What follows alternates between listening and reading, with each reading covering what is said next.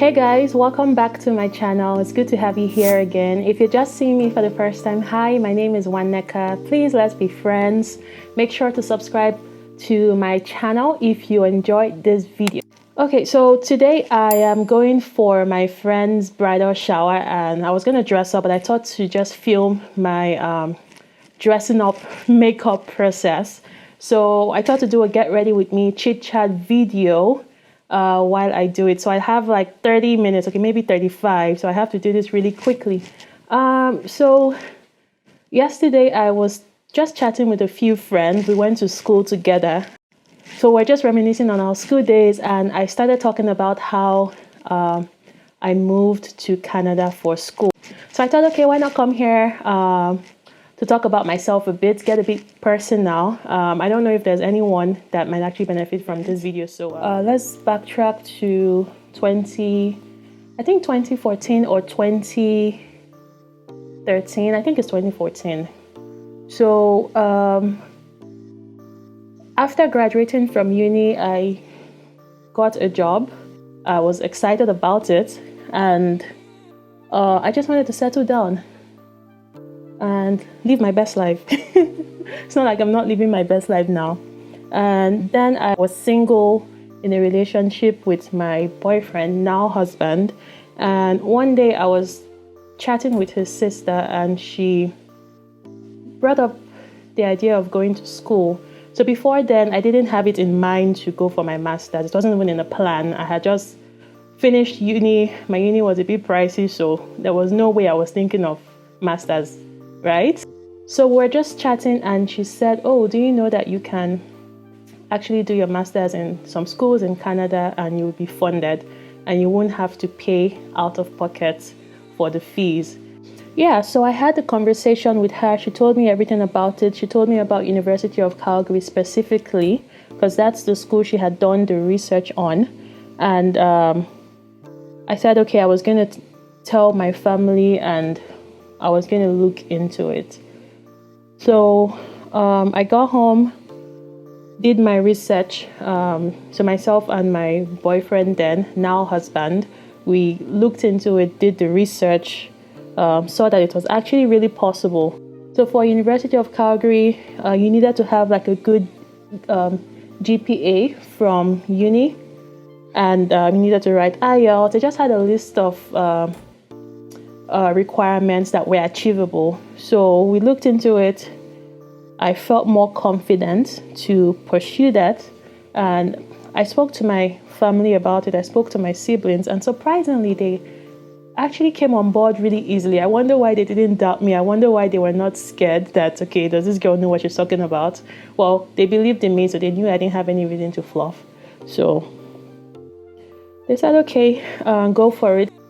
So the first step was to write the IELTS. So I was like, okay, let me just write it and just see how it goes. So all of this was like, not really like a joke, but I was not 100% certain that it was going to happen. So I wrote the IELTS. I was like, is it not just to speak English and to write in English? I can do it now. After all, it's me. Is it not me again? So I wrote the academic IELTS. Mind you, the school had a criteria. They had different bands that you had to score for the different components of IELTS. So the first result came out.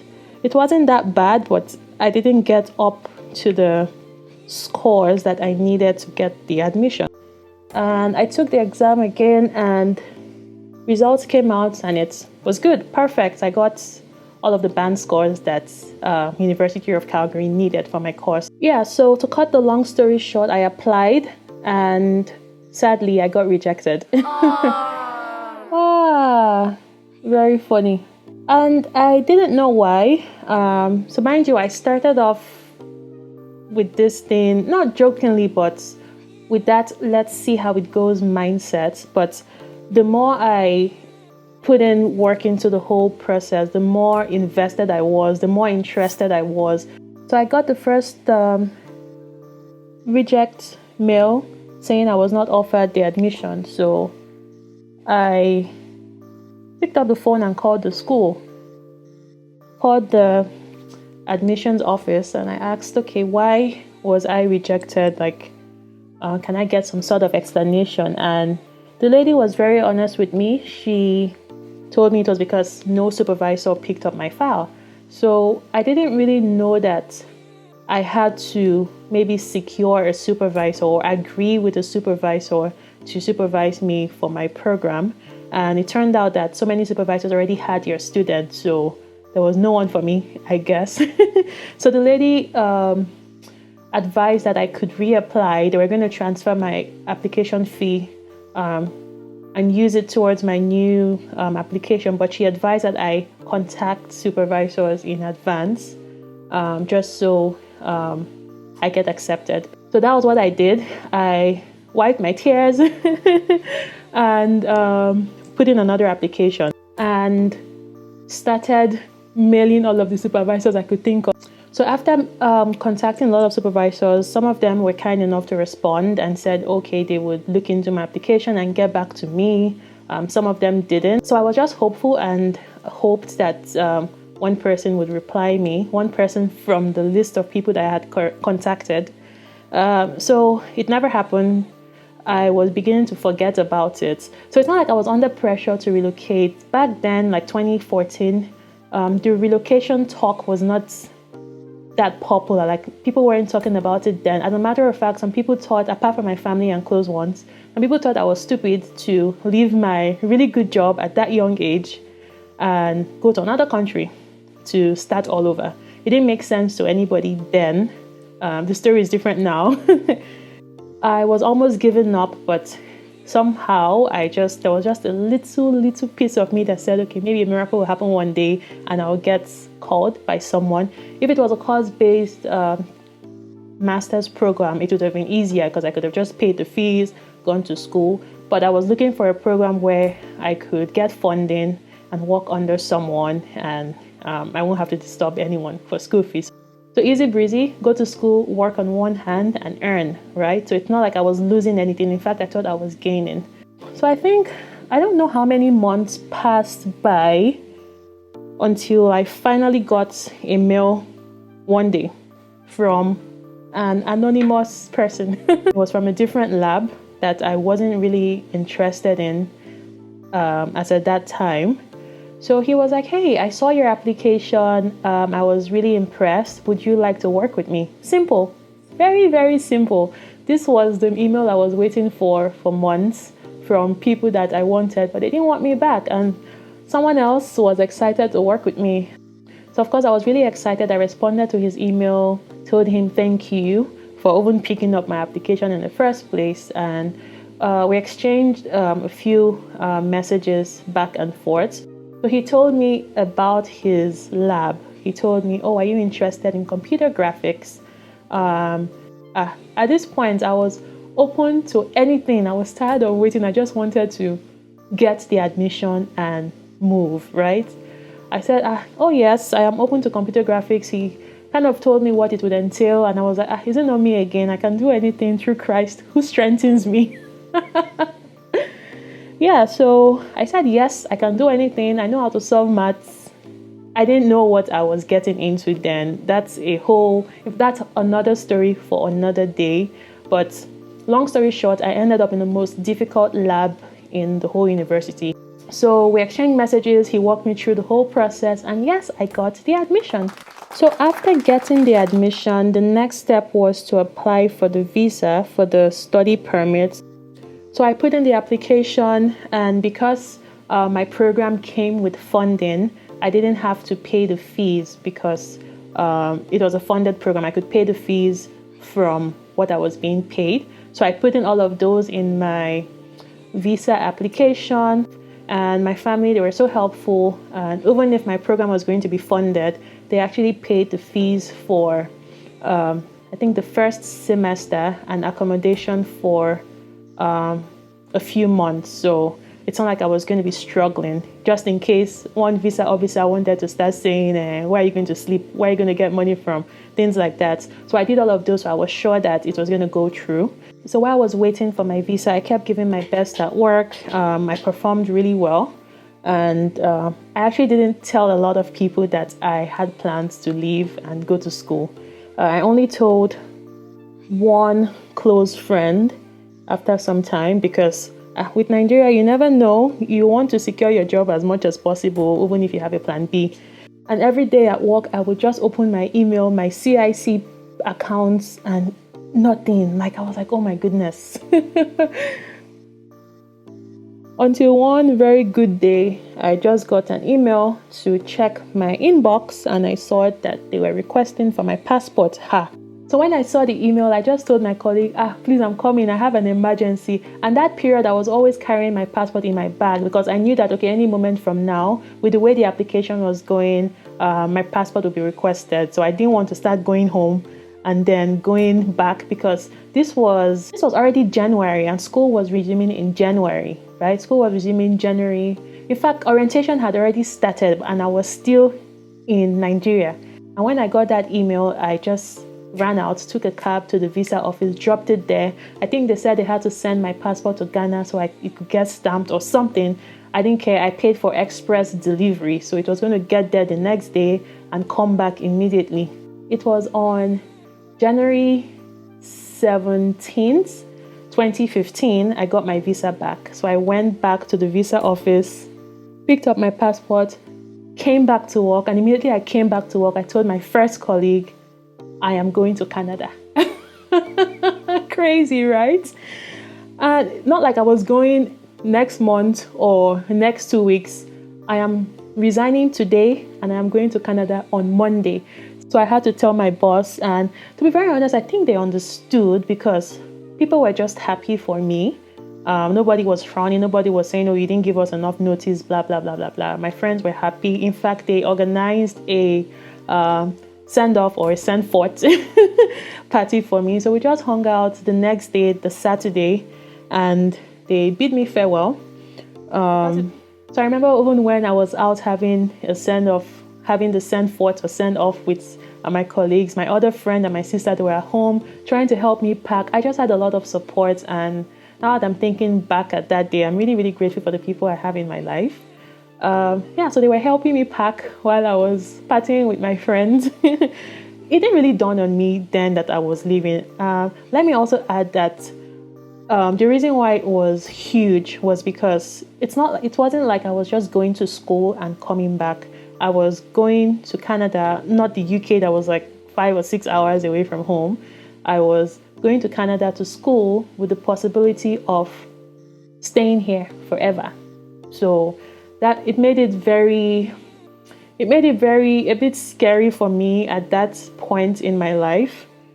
I'd always had my family members around me, so I felt like, okay, I was finally growing up and I was finally leaving home, going far away from the people that I've had around me all my life. Yeah, so everything happened really quickly. So come January 18th, 2015, I was on a flight to Calgary, Canada. It was so emotional. My sister was crying, even though I know she would deny that she cried. But I was actually crying, but I didn't want her to see me cry. So I just saw her waved, faced my front, and I just started bawling. Yeah. Oh my God. Anyway.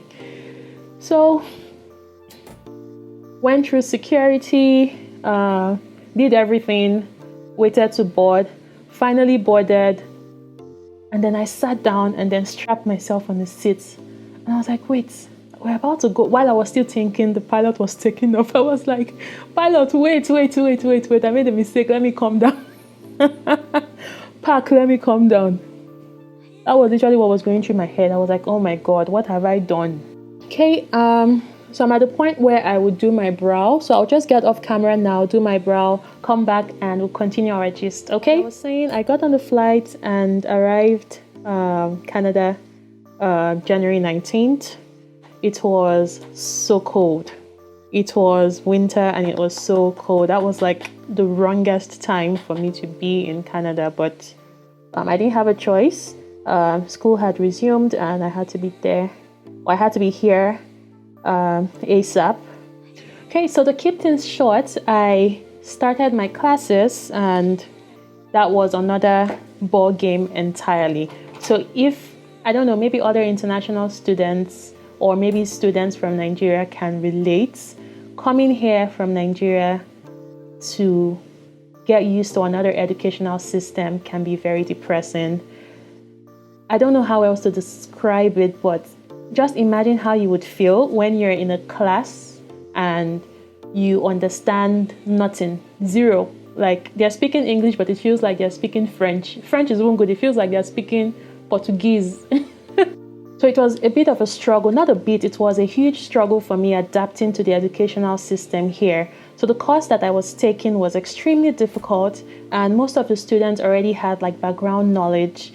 So it was really difficult for me. The first 1 year of my thesis program was so depressing. That was like the lowest point in my life, and it might feel like I'm exaggerating, but it felt that way because up until that point, I had always been the top of my class from secondary school to university, and even after university, I graduated with flying colors. I had like a first class, my GPAs were really high.